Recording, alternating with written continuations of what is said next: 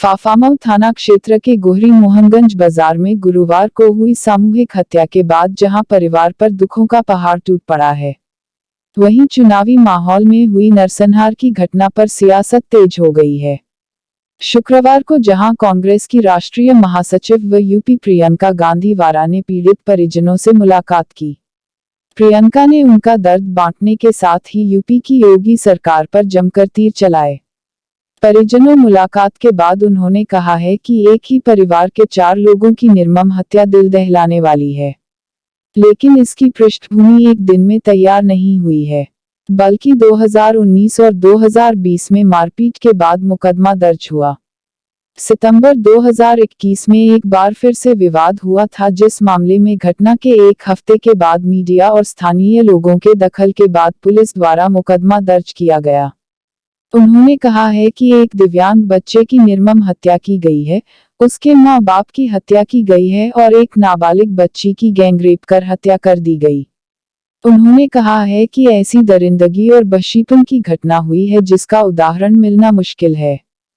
चुनावी मौसम में कांग्रेस की राष्ट्रीय महासचिव और यूपी प्रभारी प्रियंका गांधी वारा की बड़ी सक्रियता पर deputy CM doctor Dinesh Sharma ने तीखी प्रतिक्रिया दी है। उन्होंने कहा है कि 4.5 साल घर बैठने वाले नेता अब चुनाव के वक्त बाहर निकल आए हैं। उन्होंने कहा है कि बाहर निकलना उनका अधिकार तो है, लेकिन जनता यह जानना चाहती है कि आखिर वह से 4 साल कहां थी। कई नेता चर्चा में बने रहने के लिए भी चुनाव से पहले दौरे कर रहे हैं, हालांकि इन दौरों से उन्हें कोई हर्ज नहीं है। डिप्टी सीएम दिनेश शर्मा ने कहा कि प्रियंका गांधी वारा प्रयागराज क्यों आ रही हैं, इसकी मुझे जानकारी नहीं है। दीदी क्या कहेंगी, आज आप पीड़ित परिवार से मिलने आई हैं और आज देश संविधान दिवस मना रहा है, उस दिन आप यहाँ पे आई हैं। आज देश संविधान दिवस मना रहा है।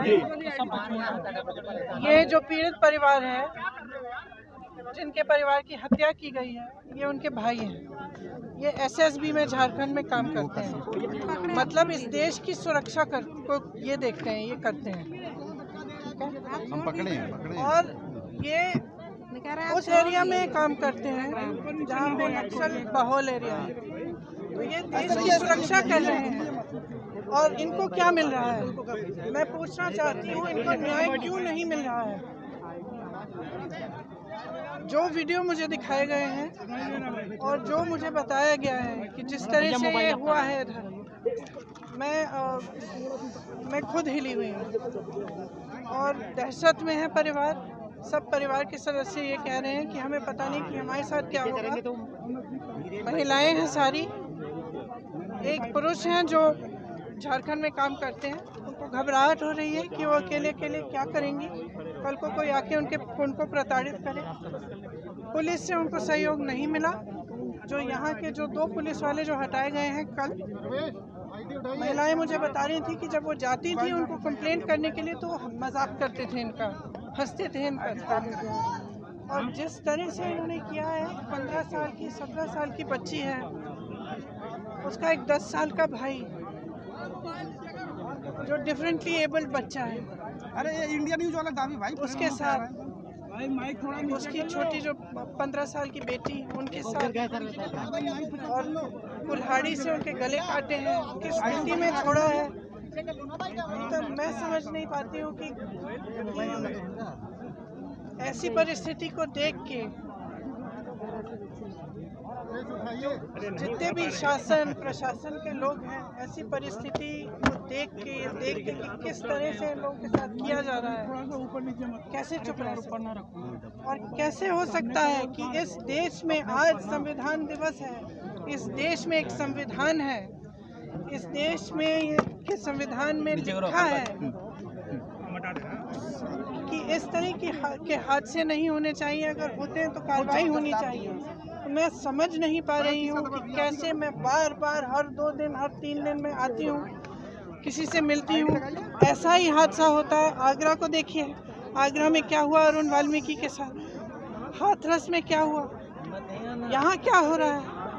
तो जो दलितों पे अत्याचार हो रहा है, तो क्या सब चुप बैठ रही हूँ कि कैसे मैं बार बार हर 2 दिन हर 3 दिन में आती हूँ, किसी से मिलती हूँ, ऐसा ही हादसा होता है। आगरा को देखिए, आगरा में क्या हुआ अरुण वाल्मीकि के साथ, हाथरस में क्या हुआ, यहाँ क्या हो रहा है। तो जो दलितों पे अत्याचार हो रहा है तो क्या सब चुप बैठे हैं, सब देखते ही रहेंगे क्या? तो फिर संविधान दिवस मनाने का क्या मतलब है, क्या मतलब रहा है? कुछ गिरफ्तारी हुई है अगर मैम? शासन और प्रशासन मदद नहीं कर रहा है। ये कह रहे हैं 11 लोग थे, स्पष्ट कह रहे हैं कि ये लोग हैं, पहली बार नहीं थी। जी।